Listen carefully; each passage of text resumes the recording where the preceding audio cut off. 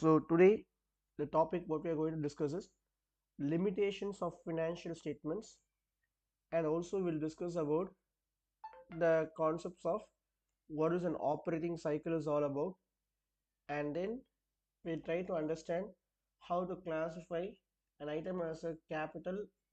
Okay, there is an item as a current item or non-current item based on its classification, right? So today we should discuss about the limitations of financial statements first. So let's proceed.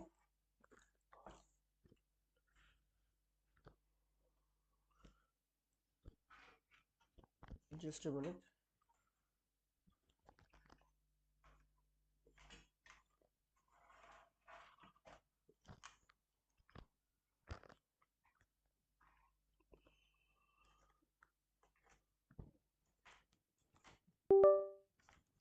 Okay.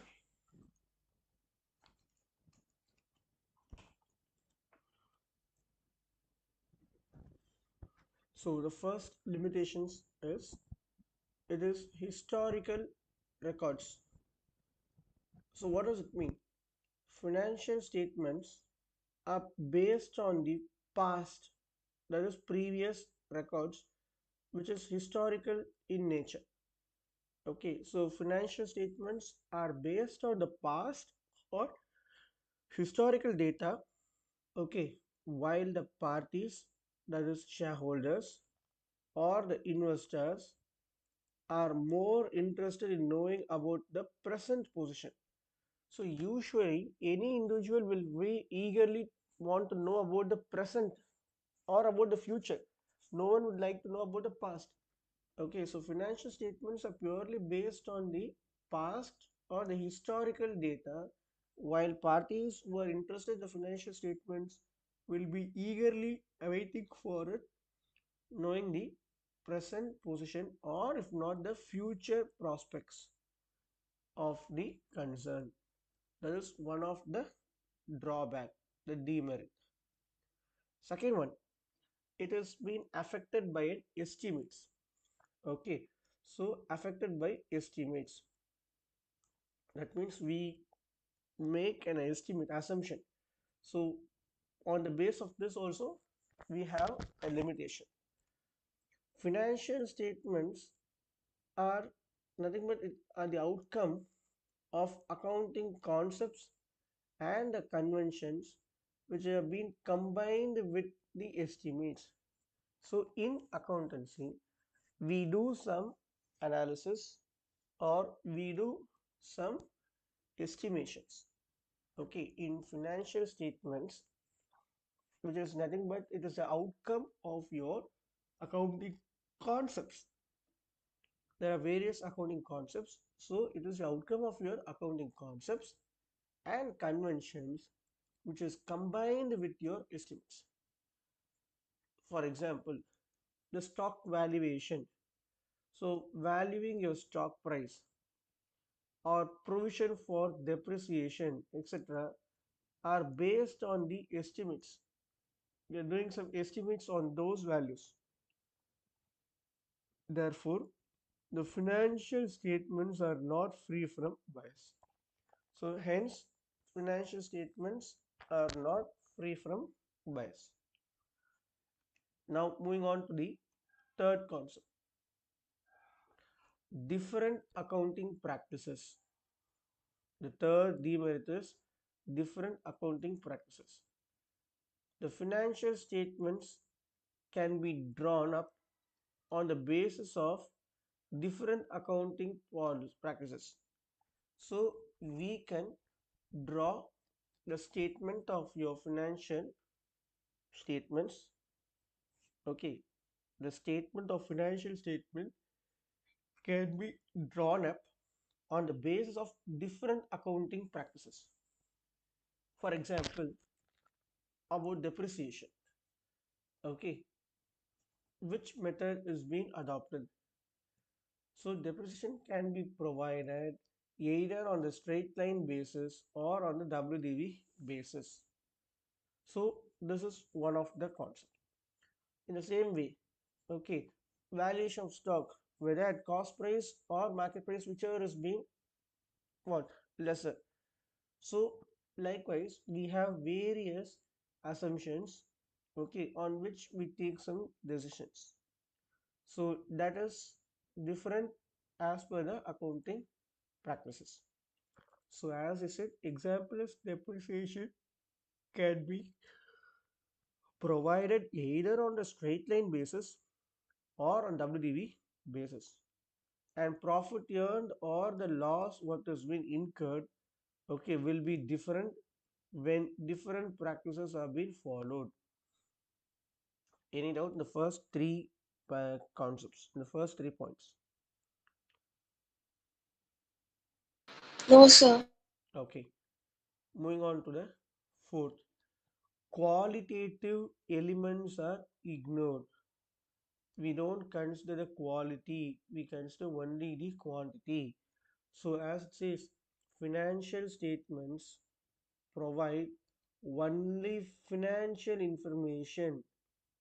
Okay, that means quantifiable. Okay, quality is not taken into account. Okay, they take only financial information, that means quantity. Okay, they take into account only the financial information and they do not show qualitative elements such as the quality of the management or the working condition of the workers.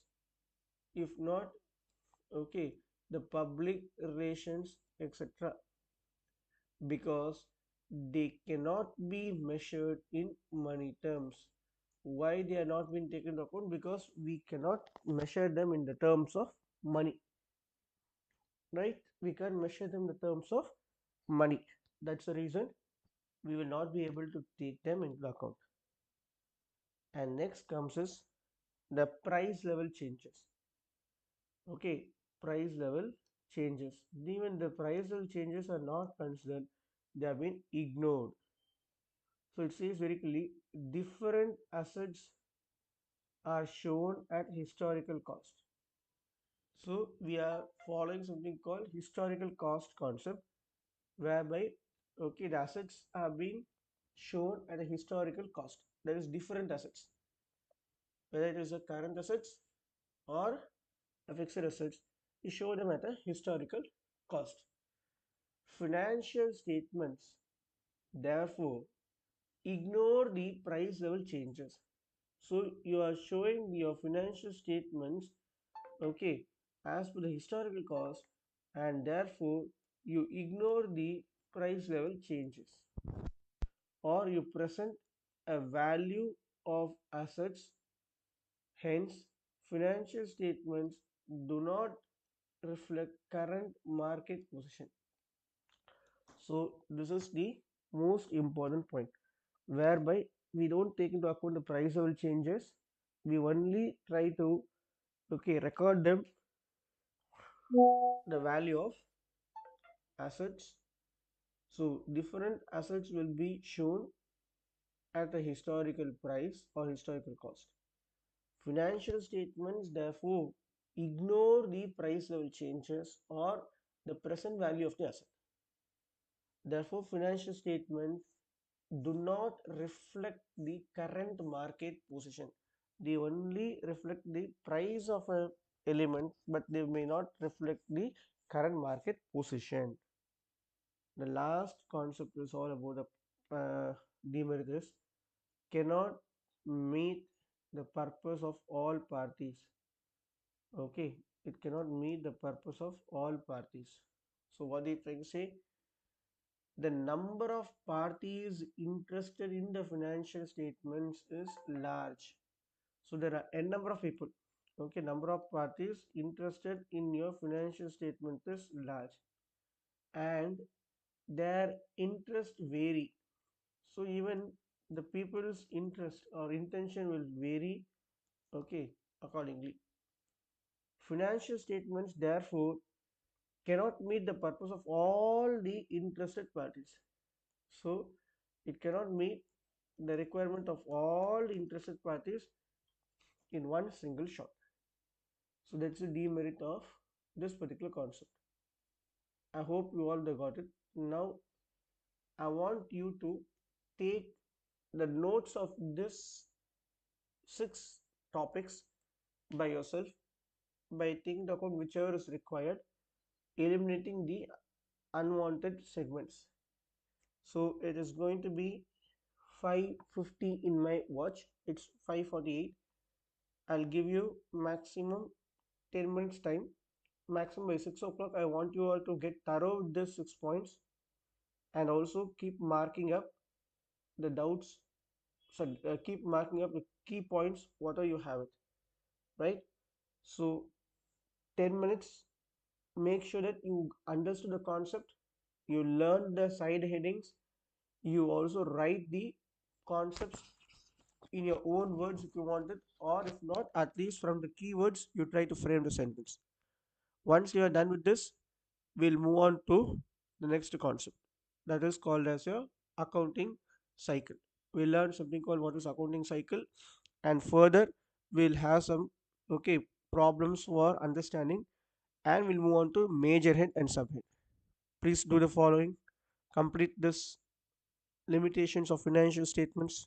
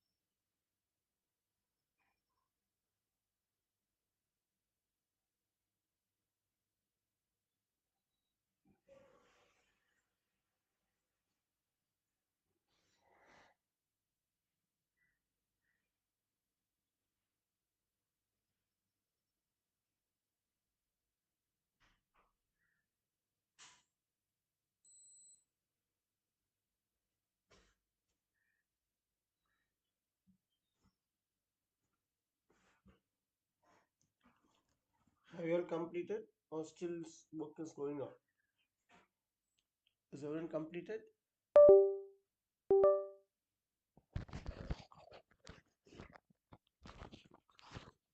Completed, sir. Okay. How about others? Completed, sir. Right. Two more I had to respond. Completed, sir. Completed, sir. Okay, right. So in the next, let us discuss something about your accounting cycle.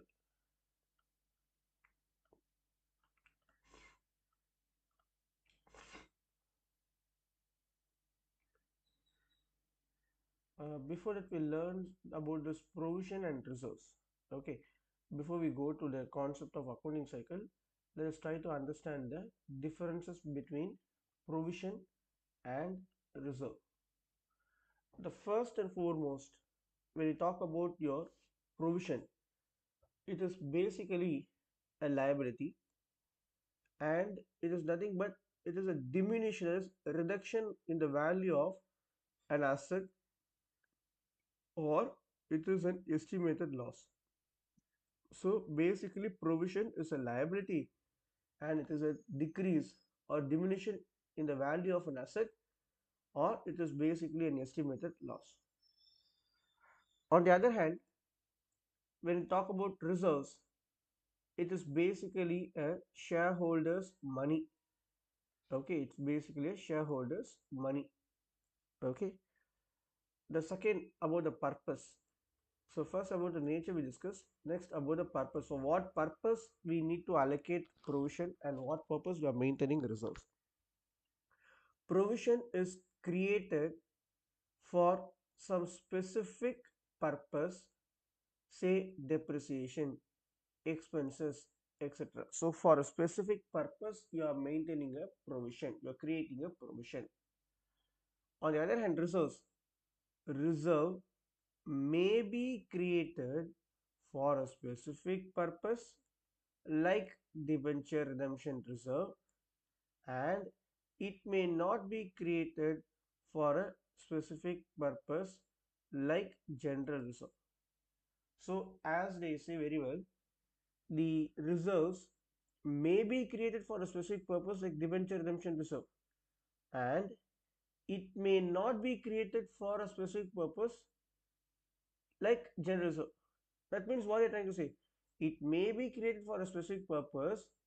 If not, it may not be created for a specific purpose. It may not be means, what is they trying to say? It is created for a general purpose. So reserves are of two types. Okay, kindly make a note of this one. When you talk about reserves, okay, the word they say reserves.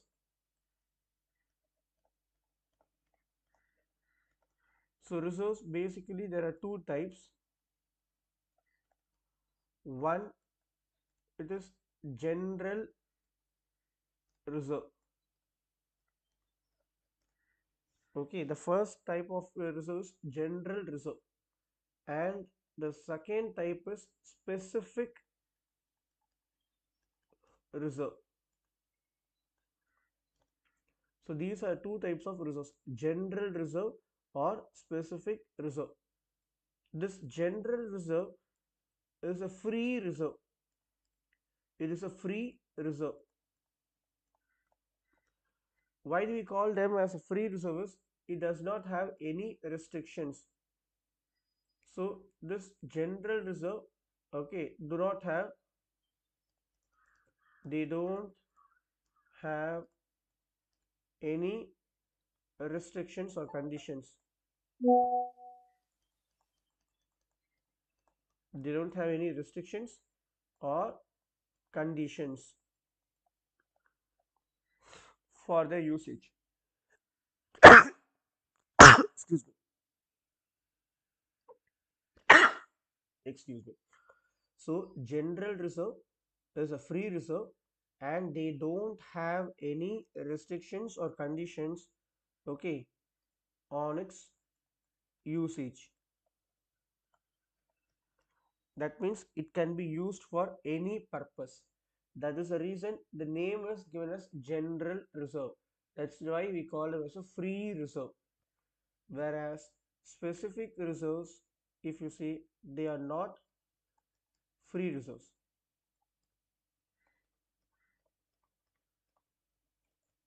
Specific reserves are not free reserves. Okay, that means they have some restrictions. Okay, have, okay, some conditions or restrictions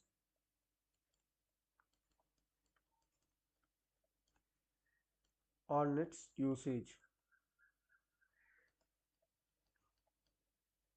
Now, you may have asked, what are all the examples of specific reserves?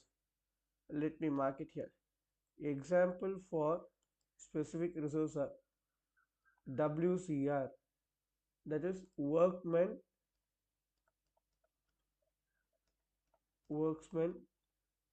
compensation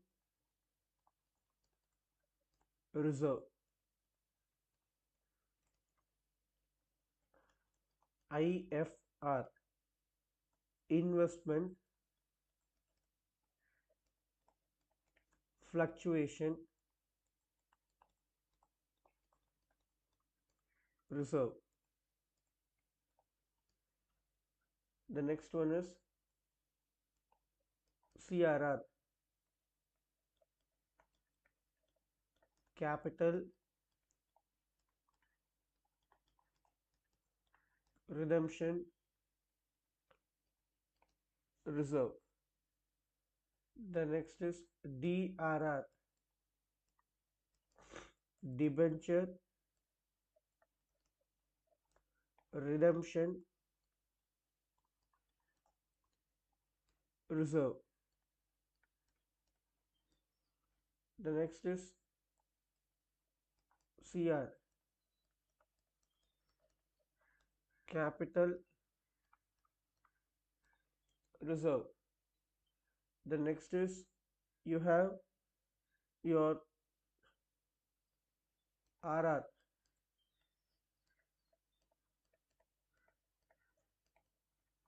revaluation reserve. The next is you have SPR, security premium reserve. So like which, okay, you may have various reserves which we call them as specific reserves, and these reserves can be used only for the purpose for which it has been created. So general reserve do not have any condition on its usage. Specific reserve has got some condition on its usage, which means they have to be used only for the purpose for which they have been created. Okay, என்ன பர்பஸ்க்காக நம்ம அதை create பண்ணியிருக்கோமோ அந்த பர்பஸ்க்கு மட்டும்தான் நம்ம அதை use பண்ணணுமே தவிர அதில் இருக்கிற மணியை வேற என்ன பர்பஸ்க்கு நம்ம யூஸ் பண்ண முடியாது. வேறஸ் ஜென்ரல் ரிசர்வ்ல இருக்கக்கூடிய அமௌண்ட்டை நம்ம எந்த பர்பஸ்க்கு வேணாலும் யூஸ் பண்ணிக்கலாம். You can even use the amount in general reserve, okay, to compensate or to overcome any of the amount of your specific reserves. Okay, so general reserve இருக்கிற அமௌண்ட்டை நம்ம யூஸ் பண்ணுறதுக்கு எந்த ரெஸ்ட்ரிக்ஷன் இல்லை. ஆனால் ஸ்பெசிஃபிக் ரிசர்வ்ல இருக்கிற அமௌண்ட்டை யூஸ் பண்ணனா you have to follow the protocol and restrictions. Okay, this is what they're trying to say over here. The point trying to communicate in such a way that reserves may be created for a specific purpose. If it is created for a specific purpose, we call them as a specific reserve, and it may not be created for a specific purpose. That means it is for a general purpose. Hope the point is clear to you all. Is it clear to you all? Yes, sir. Yeah. Yes, sir. The next one is about your charge versus appropriation. So we already learned in our partnership fundamentals there is something called charge against profit and appropriation of profit. That is a point has been discussed here. So usually provision, okay, when it comes for provision, okay, it is an expenses, and being an expense, it is considered to be as a charge against your profit, and it will reduce your amount of profit. So that is the tendency of this provisions. When it comes to an appropriation, okay, it is a reserves. It says very clearly, reserve is nothing but it is an appropriation of profit. It is made only when there is profit. So only when you have profit, you will able to create reserve. That's what we learned even grade level. The reserves are nothing but amount kept aside out of the earned profits to meet unexpected or unforeseeable future, the liabilities in the near future, right? So the next one is about disclosures in your financial statements. How are you going to project it? Okay, so disclosure in your financial statements. When I say financial statement, it can be either P&L or balance sheet or both. So first one, it is shown under the expenses category.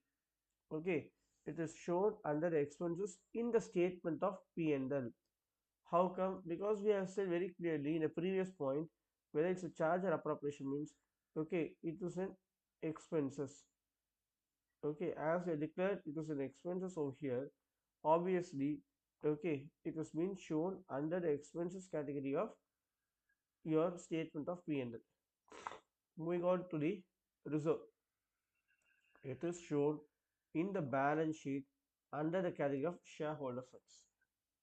So, under shareholder funds, you have got reserves and surplus. The next one is disclosure in your balance sheet. How you are going to project it in terms of balance sheet. Particularly, they talk about balance sheet.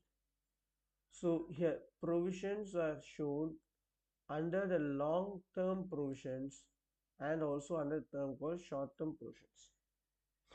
So provisions are of two types: long-term provisions and short-term provisions, or as a deduction from the value of a concerned assets in the assets category or in the assets column of the part of your balance sheet. So in a balance sheet column where you have something called as an asset, in the asset category you record it, or else what will be the consequence? The provision will be shown under the category of liabilities as a long-term provisions or short-term provisions.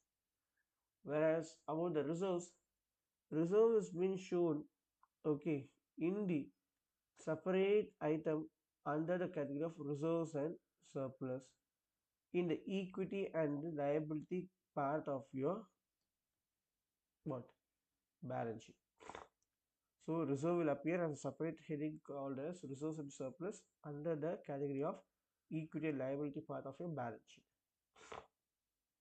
Now how we are going to invest the amount? Investment of, okay, your provisions outside the business. So is it possible to invest the money outside the business? Usually we can deposit or we can invest the money, okay, of a business in any of your business schemes or outside your business, but it is not applicable for provisions. So amount of provision cannot be invested. So the provision can't be invested in your what outside. So whatever the amount that you have in the provisions, it cannot be invested outside your business. It is said to be retained or remains in the business. Okay, it remains in the business as it is. Whereas the reserve, the word is reserve, you're going to reserve it somewhere else. So reserve can be invested outside the business. In that case, it is considered to be as a fund. What does it means to? It is called as a fund. Clear? Are you all clear with these 6 points as of now? Hello. Yes, sir. Yes, sir. The Yes, next sir. important concept is about the legal requirement. Why do we create reserve or why do we allocate something called provisions? Because there is a legal requirement. Now comes the concept is provision is being made to comply with your actual concept and then with your prudence concept and also because of your legal requirement. So these three are the reasons. One, as per the prudence concept, okay, expect for more possible losses is there, right? Prudence concept. So according to that, you have to create it, and then it has been created out of your what concept? Accrual concepts, and also okay because of a legal requirement. So accrual concept is one reason for creating a provision, and then prudence concept is another reason for creating a provision, and the last one but not least is about your legal requirement. On the other hand, in reserve category, okay, creating a reserve is a matter of financial prudence. Okay, so that's what is all about your reserves and surplus. Sorry, reserves and provisions. Okay, so we have discussed what is the provisions all about and what are the revisions is all about. Now, again, I'm going to give you a 5 to 10 minutes time. Now it's hardly 6:10, 6:11 in my watch. Make sure that by maximum 6:15 or by 6:18, I'll be switching over to the next concept. So again, just read the concepts, try to underline or take down the important bulleted points in whatever passion that you want to take it, and also make sure you take up those notes which I given it, so that makes you a sense. Kindly do the needful.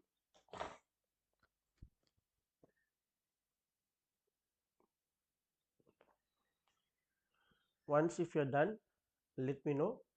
So we'll move on to the next category.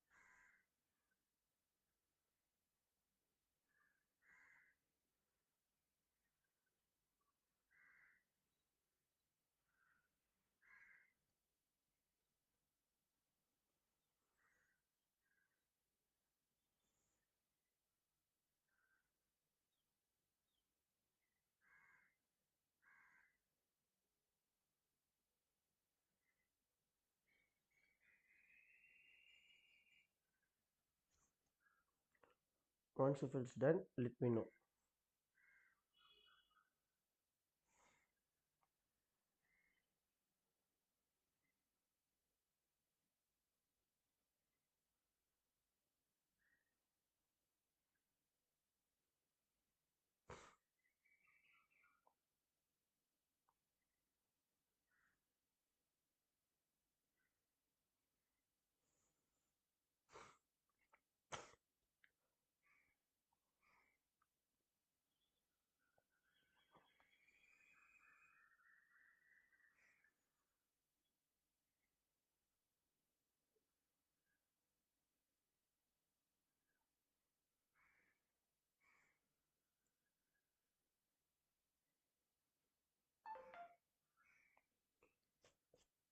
Make it fast.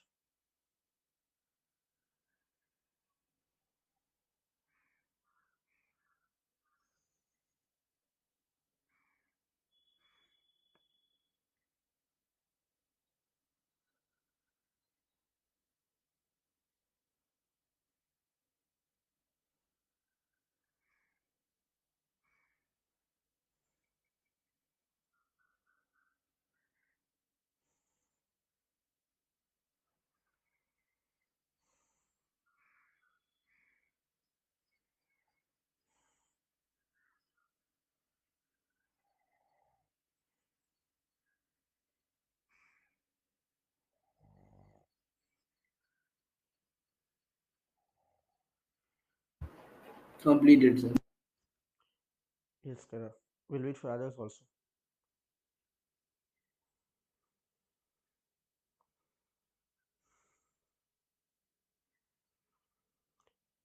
So, how much you got it in the? I'm sorry. Uh, what is the learning outcome that you got from provision and reserves? Provision is done with the intention of creating an amount aside from the profits to meet known liability or unknown liability. Provisions. Can you come again, sir? No, provisions is being allocated from the profits in order to meet a known liability or for meeting an unknown liability.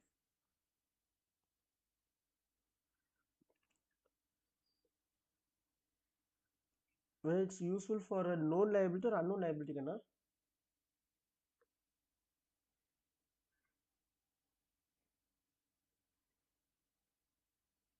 Non-liability, sir. Exactly. Then what about your reserves? Will be unknown. Very good. That's it. Okay. This is on known liability means that is on unknown liability. Okay. Quickly, those who are still working on it or writing on the concepts, please complete fast. Completed, sir. What about the remaining more? Completed. Okay. Fine. So let us now move on to the concept of this two one. Okay, here the box liability and provision. Can anyone read the concept of these two and try to explore the concept what you have understood from this concept? Yes, please.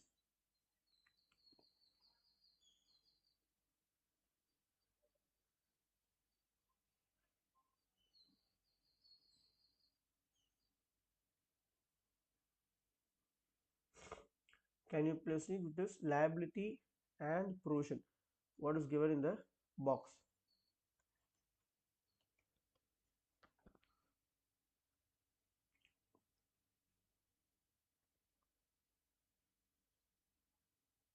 Hello.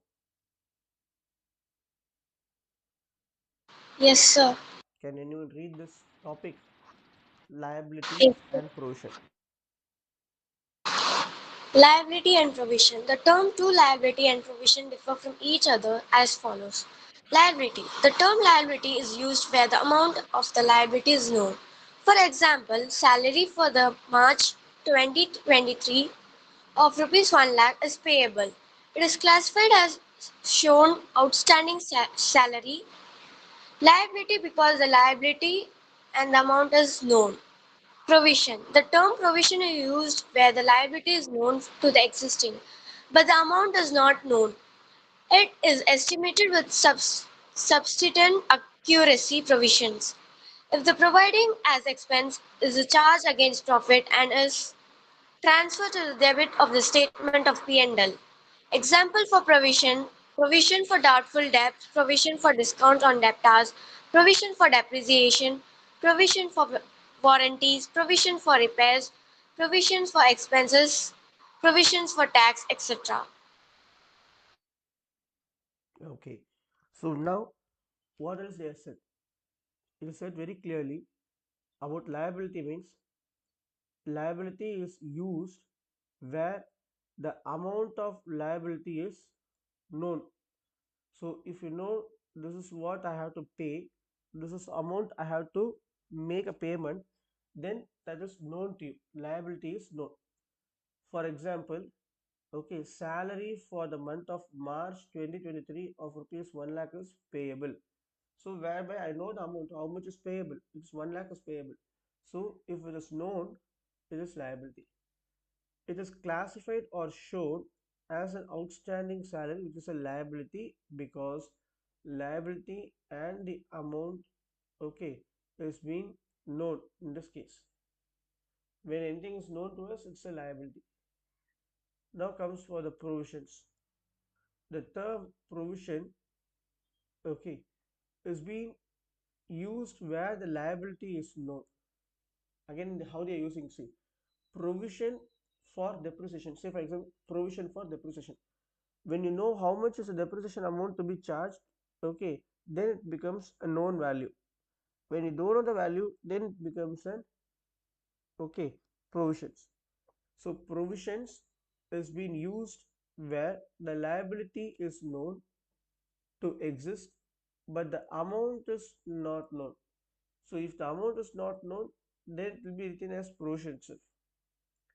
It is estimated with the substantial accuracy. Provision,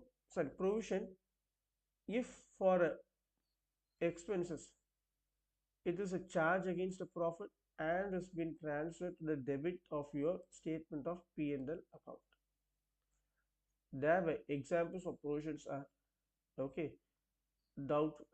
Provision for doubtful debts, provision for discount on debtors, provision for depreciation, for warranties, provision for repairs, provision for expenses, etc. So these are the differences between, or we can say, a liability and a provision. So provision, okay, will be a liability only if you know the amount of the provision, or else it won't be a liability when you don't know the amount of value what needs to be paid off. So kindly make a note of this difference, what is a liability and provision, in your own words.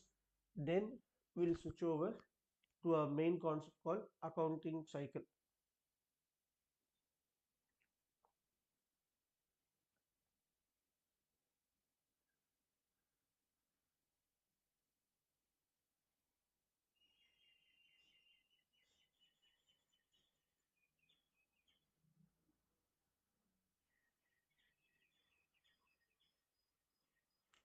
If you're done with this concept of provision and let's say liability, then let me know. We'll move on to next items.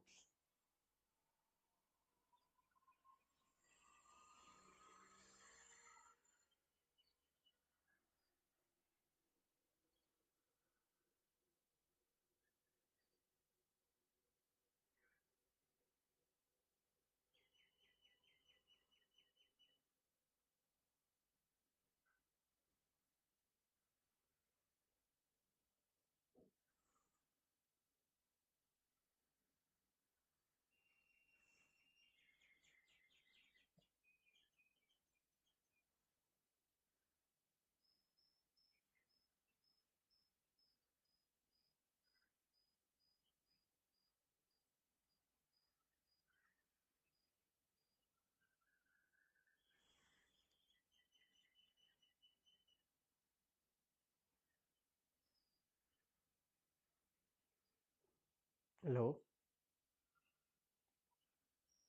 hello. Sir, Have you done with this tabular column of liability and provisions? The one concept. minute. Yes, sir. Have you done completed? Completed, sir. Okay. So the next concept which I'm going to move on is your accounting cycle,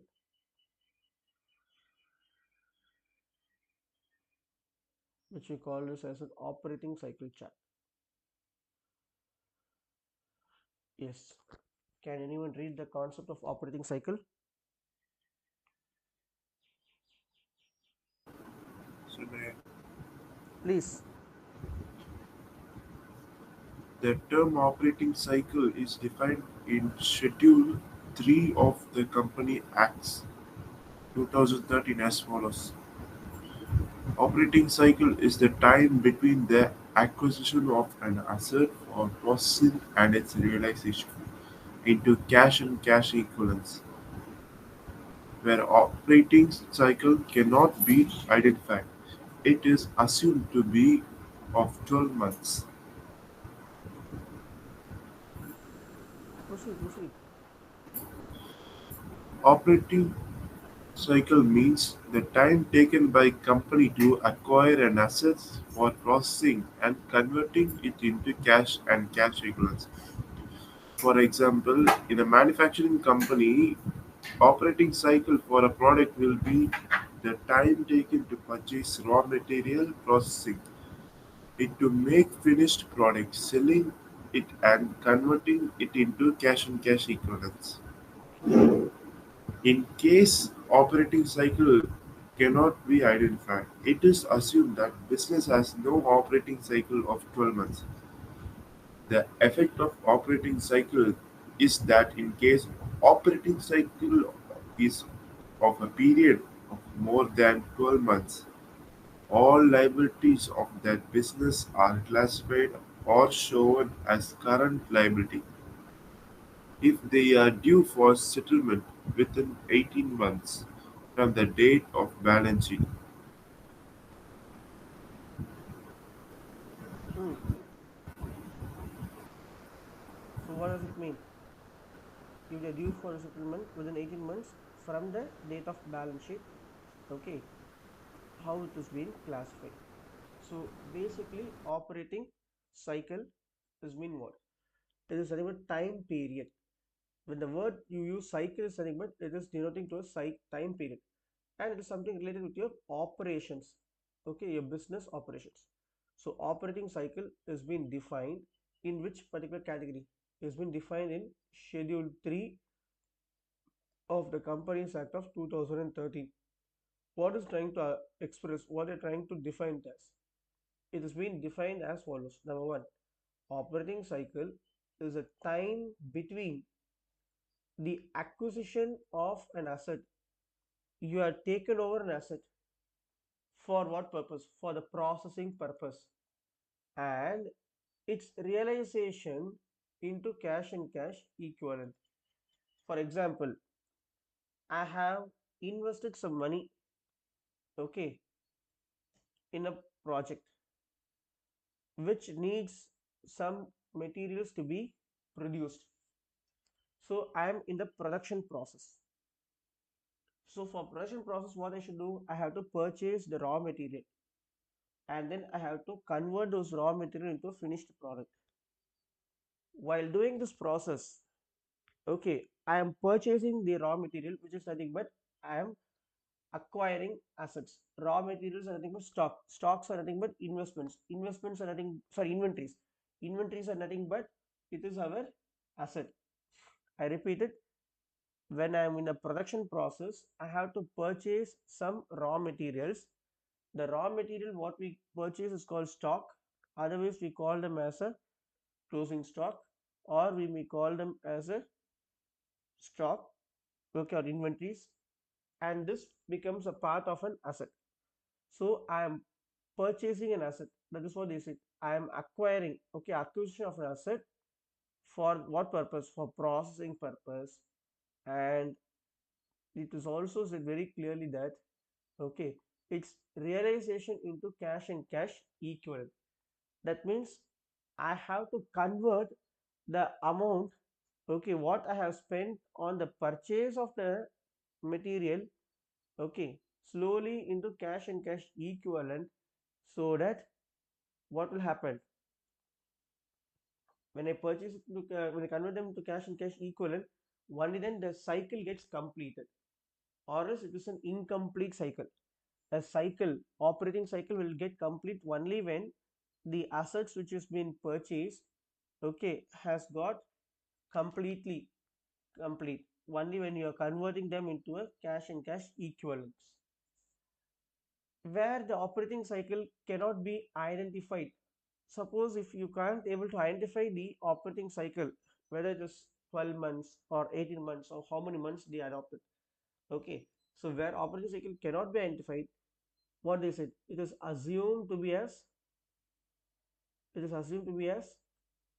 how many months? 12 months.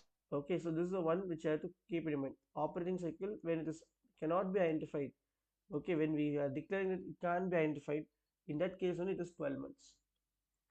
Operating cycle means it is a time taken by the company for acquiring an asset for the processing purpose and converting them into the cash and cash equivalent category. Okay, so you are purchasing an asset, and that you are going to convert it into cash and cash equivalents. For example, if a manufacturing company operating cycle for a product will be the time taken to purchase the raw materials, processing it into the finished products, and then selling it and converting them into cash and cash equivalent. So even you need the final results. That means selling it into cash and cash equivalent. Only then you will have the cash balance. Okay, only then the cycle gets completed. In case where the operating cycle cannot be identified, it is assumed that the business has an operating cycle of 12 months. So that's what we have seen in the above paragraph also. When you can't determine or when you can't find out the exact time period, then in that case it will be marked as how much? 12 months. The effect of this operating cycle is that in case operating cycle is for a period of more than 12 months, suppose if it is a case where it is for more than 12 months, all your liabilities of the business have been classified or shown under the category of current liability. Okay, so if it's for 18 months, then accordingly you will be treating them as a current liability if they are due for settlement within that 18 months. Okay, suppose within 18 months they are doing it, then it is a current. Suppose if it is going beyond that, then it becomes non-current. So 18 months from the date of balance sheet. What does it mean is date of balance sheet is from the date when it has been prepared. So that's what we call it as date of balance sheet. Now for a easy understanding, they are given here what is the operating cycle, okay, maintained by the companies. So you can see from where the flow starts and where does it ends. And remember all these are what type of item, whether okay it comes under what your operating cycle chart is given to you. Okay, it's current or non-current, you have to determine it. So based upon the time period you are going to determine. If it is within 12 months, then it will be current, provided if your operating cycle is 12 months. If it is going to be beyond 12 months, then it becomes non-current. So here you can see an example for an operating cycle. The operating cycle chart has been given to us. Try to read the concepts what is given in the question. Okay, that is from where the flow chart starts and where the flow ends. Try to at least associate the items given in the table or given in the flow chart, and also try to apply your logical thinking. Definitely you will have a clarity upon operating cycle. So what does it say? The amount of cash or bank, whatever you have it, okay, the liquid cash in hand or bank, you will make use of this amount to purchase something called as your raw materials, which is used in your business. And then the raw material whatever is being purchased will be held in the business, say for example of 3 months.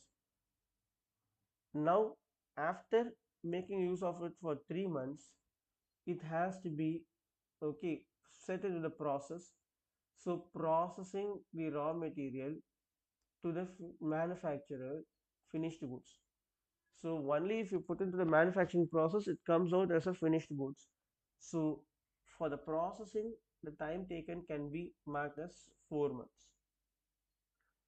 And further, we are finishing your raw materials. That's your finished goods held in inventory. So your finished goods is now going to be held up as an inventory, as a stock, okay, in the display. We can see that we also finished goods will be held in the inventory, say for example that's for 2 months. The next one will be as you have to okay get the amount realized from the finished goods. So finished goods sold and converted to trade receivables. So you sell the finished goods, okay, and then you convert it into a trade receivables. Say on credit period of 4 months. So you may allow credit period also, which means it can be not more than 4 months, within 4 months or 4 months exactly. Once you are able to collect the money for the finished goods, then that will be marked up as that amount of trade receivable has got realized. So trade receivable has been realized, and then finally again the money will be coming back to the cash of firm. Okay, there's cash of bank. From there again the cycle continues. So if you want to take up the concept, okay, with the help of the operating cycle, yes, you can do it. Okay, so let me scroll down. Yes, so try to understand the concept of operating cycle, where if it is not mentioned in the question for how many months, if mentioned the question for how many months, kindly complete. 12. Yeah, okay, complete the concept of this operating cycle, and then let me know. We'll see if time permits, we'll see one more concept, or else we'll close up for the day.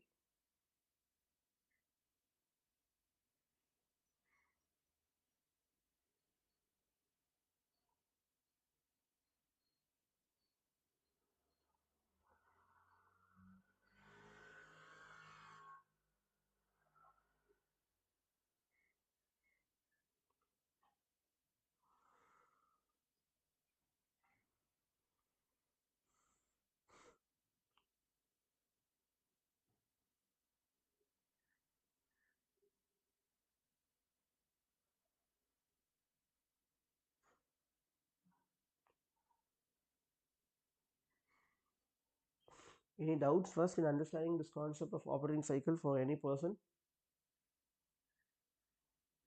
No, sir. Okay.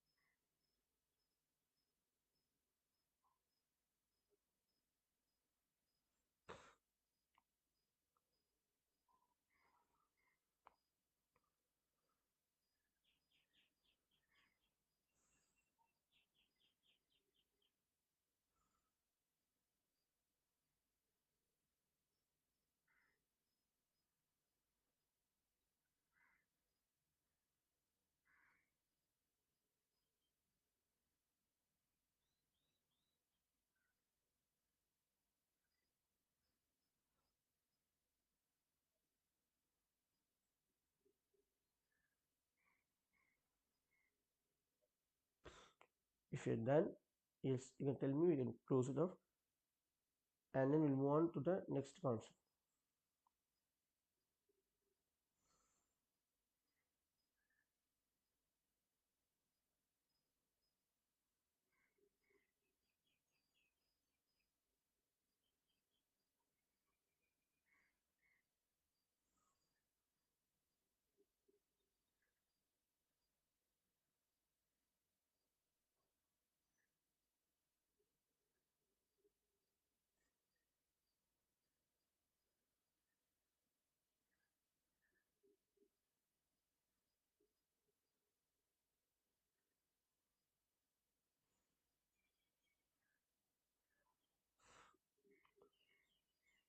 Completed, sir.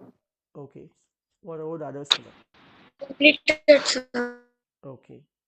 Any doubt in understanding this operating cycle with the chart what is given below?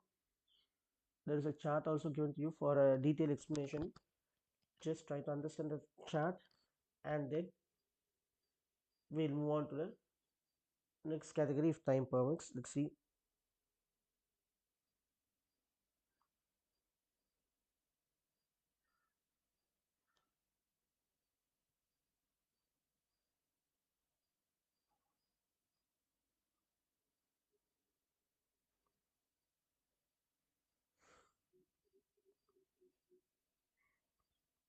So in the same way, if they are asking you some questions to find out your operating cycle, you must be in a position to tell how long is your operating cycle.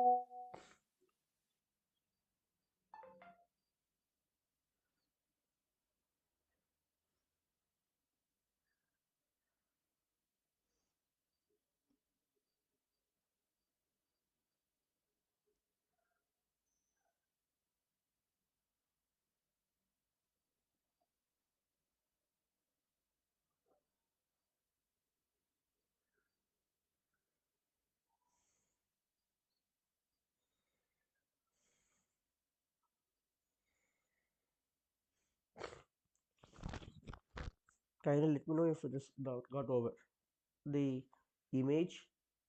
If this is understood, then yes, I can conclude that operating cycle concept is also known to you.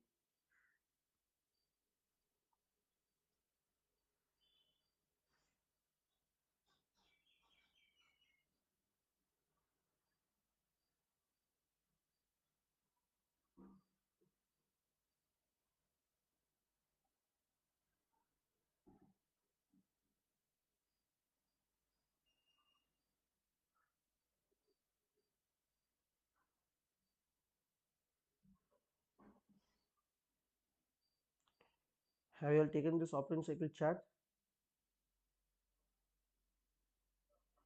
Yes, sir. Okay, fine. Now let me share you, okay, a particular MCQ. You try to let me know what will be the operating cycle period for that particular question is all about. Is that clear to you? Yes, sir. Okay, I'm just going to share you one question. Just you have to analyze, apply a thought process, and tell me what will be the operating cycle for that particular question is all about. Just a minute.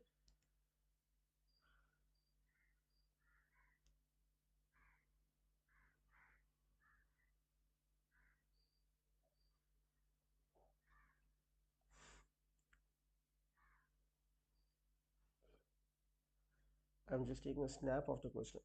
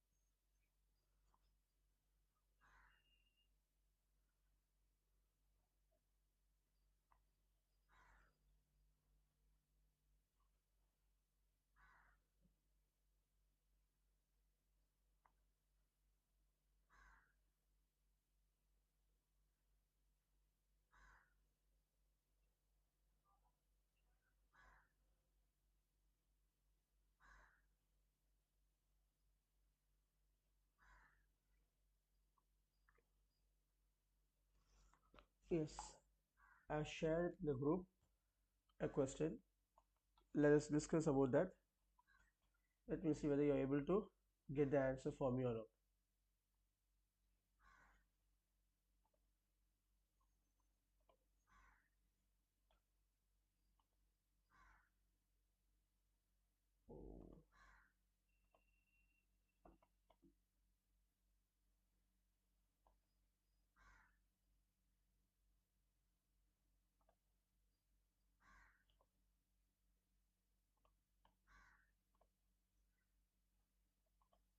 Okay,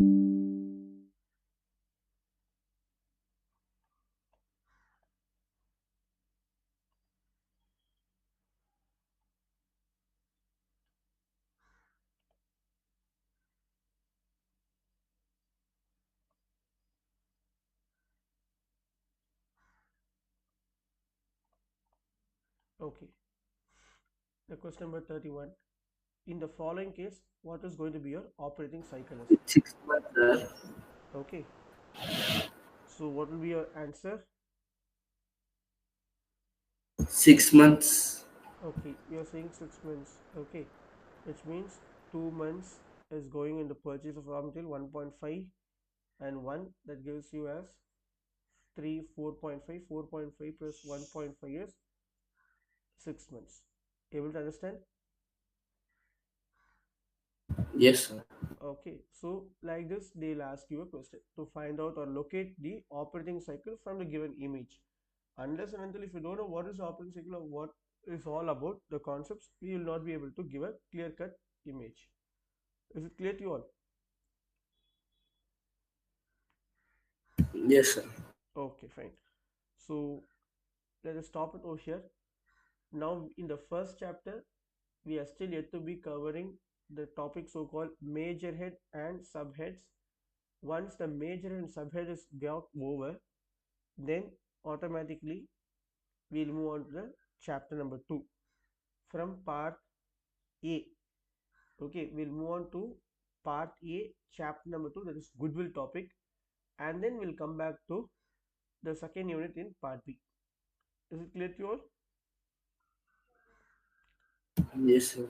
So, Okay. max to max, the plan is in such a way by this month of February, sorry, not February, by this month of March, we will be completing another 3 more topics.